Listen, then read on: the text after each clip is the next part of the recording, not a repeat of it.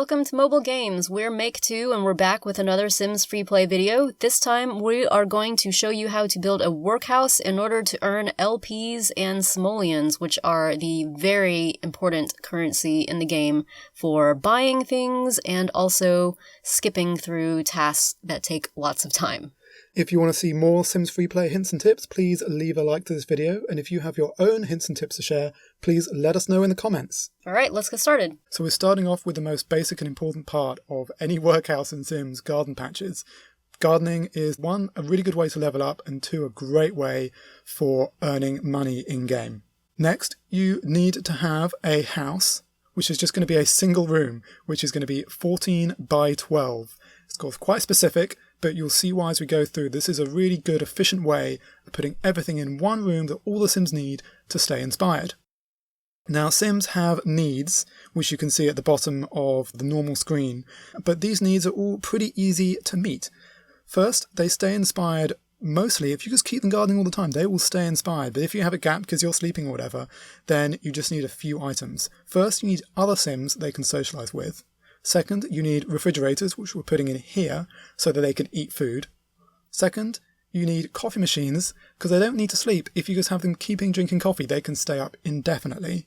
They need sinks, so they can keep themselves clean. Again, they don't need a shower, they just need to keep themselves clean. And lastly, they need toilets for taking care of toilet stuff. And that's it, that's all they need. So what we're doing here is we're building on each side of this big room rows of 10. Why 10? Because you need 10 Sims. 10 is the maximum you can have on a property each time. And that's just by calling them over. You can have 4 living somewhere together and call over 6 more people, you've got 10. So on one side we're building 10 fridges, the other side we're putting 10 toilets, 10 sinks, and then after that we'll put a row of 10 counters, and on top of those counters we'll put 10 coffee machines. Why are we using kitchen sinks? You'll see why we're using kitchen sinks later on. You can use a bathroom sink for just getting your Sims clean, but we're also going to show you how to earn LPs fast later in this video, and for that you need kitchen sinks. Now, there are different levels of starred item in the game, from 1, 2 and 3. 3-star items are more expensive, but they do mean your Sims can complete tasks with them quicker. All the tasks you need to keep your Sim inspired, from going to the toilet, to drinking coffee, to getting food from the refrigerator, really don't take very long. And because the key thing of having 10 of these means you have all 10 Sims doing the item in parallel, all at the same time, having something that takes 10 seconds versus 15 seconds really doesn't make that much of a difference. So here we're just using the most basic 1-star item, so the cheapest item you can get.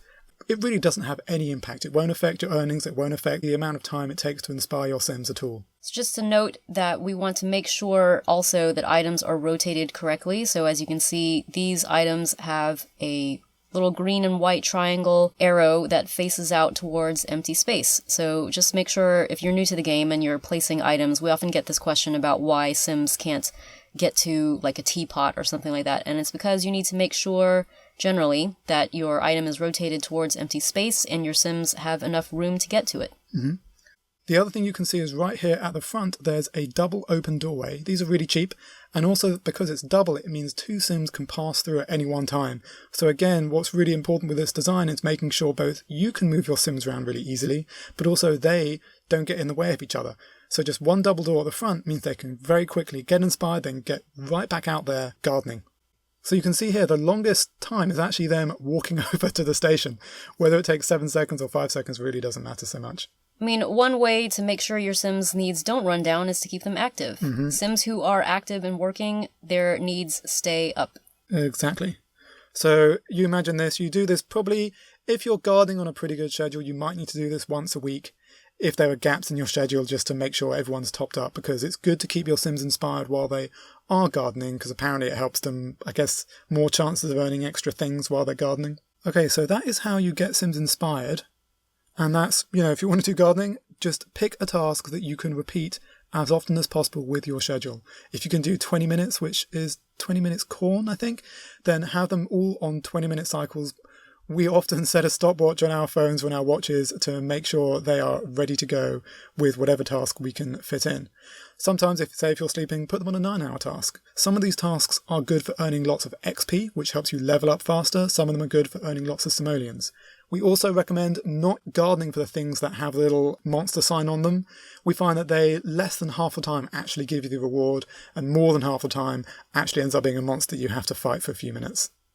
So, we've talked about money and gardening. The next key thing is how you earn LPs, and there's one key hobby which you get really early in the game, which is the secret, and that is the cooking hobby. So again, we've left a big space, as you can see, in the middle of our workhouse, and that's where we're going to build our workhouse kitchen. And it's going to be pretty simple. If you've got 10 Sims and you want them all to do cooking, the key thing you need is 10 ovens. So we're going to put those in now.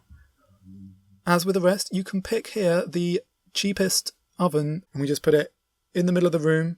So you can fit 10 across here, right across the middle. Now you need one other item in order to make cooking go really smoothly, because the quickest task is 1 minute, which is cheese on toast, is that right? Yep. And to do cheese on toast really quickly, you need a toaster. Now, really, if you've got 10 Sims, you'd think they need 10 toasters, but here's the trick. As you can see in the back here, we're putting one more countertop, and on that countertop, we are going to put a toaster, but only a single toaster. The trick is, normally we said put the arrow the right way around, like there, which means Sims can access it. If you rotate it 180 degrees, so the arrow is pointing into the wall, the Sims can't access it. But because the toaster is still there, the Sims can still do all their cooking. So you can now have all of them doing that quick task of cheese on toast. Okay, so you've got your 10 Sims doing the 1 minute cooking hobby. So when that 1 minute is up, you'll get 10 Sims who have finished that one task, and they'll each earn one item from the hobby grid. And as we talked about in our last video, you need a whole hobby grid in order to get the prize at the top. The first time you complete the cooking hobby, the prize is unlocking chopping boards. You then start a new collection, and after that, every prize for completing the cooking hobby will be 5 LPs. So basically, you need to finish the cooking hobby one time, start a new collection, and then start your workhouse with 10 Sims working on the cooking hobby. We explained more about hobbies in our previous video on mobile games, but it can obviously take more than one round of cooking in order to get all the items you need to fill up the grid, but it shouldn't take very long, between 5 and 10 minutes, normally for us to fill up the whole hobby grid and earn those 5 LPs.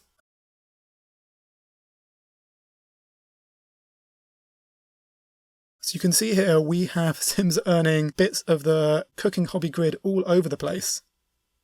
And they're all really happy with themselves. And we've earned the second set, we've earned the third set, we've still got a couple of gaps. But we've got pretty close to completing it, so maybe one more time having these 10 Sims at work would get it done. Now the one wrinkle to the cooking hobby is when they make cooking things, they make plates of food. And those plates of food need to be cleaned up. And it's best to clean them up every time, otherwise you just have plates piling up all over your house. So to clean up the plates, they can go and use the trash can, but if you put kitchen sinks in, they can use kitchen sinks. They can't use bathroom sinks, and that's why we put kitchen sinks in here. Kitchen sinks are great for personal hygiene and also for cleaning up plates. So that's why we put in kitchen sinks. So with that, you've now got the perfect setup. You have ways to inspire Sims, you have lots of gardening patches to earn money, and you have a really efficient way of doing the cooking hobby, both for cooking and then relatively quickly cleaning up afterwards. So one thing we wanted to point out is that there is actually an easier way to get your Sims fully inspired, but it requires completing the Life Dreams and Legacies quest within the time limit for that quest. The bonus prize for that quest will be a special thing called a singing fish. Once you put that singing fish on a wall, you can then have a Sim who is in need of inspiration. Let's choose that one. Just go ahead and listen to that fish for a 30-second task, and when they do that, they'll be fully inspired at the end of it.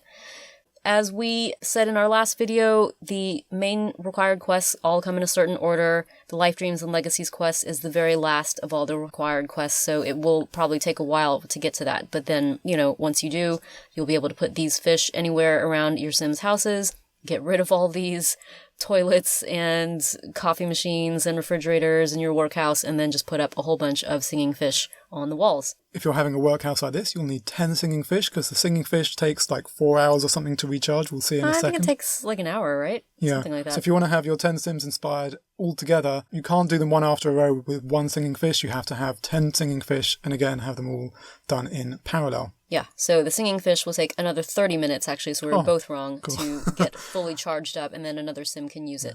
But they cost 1,500 simoleons, so for 10 that's only 15,000, so not very much. They actually used to cost life points. They did used to cost an awful lot, so that's been a great change in the game. Yeah.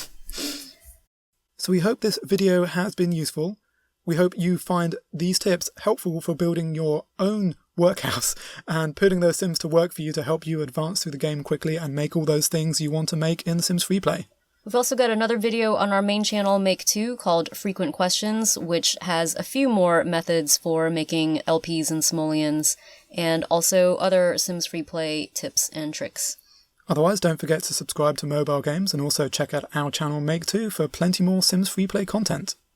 Thanks for watching. Thank you guys so much for watching. If you enjoyed this video, make sure you check out the director's channel. Their link's down below. They're the one that made this sick video anyway. And also subscribe to MobileGames for more daily mobile gaming content.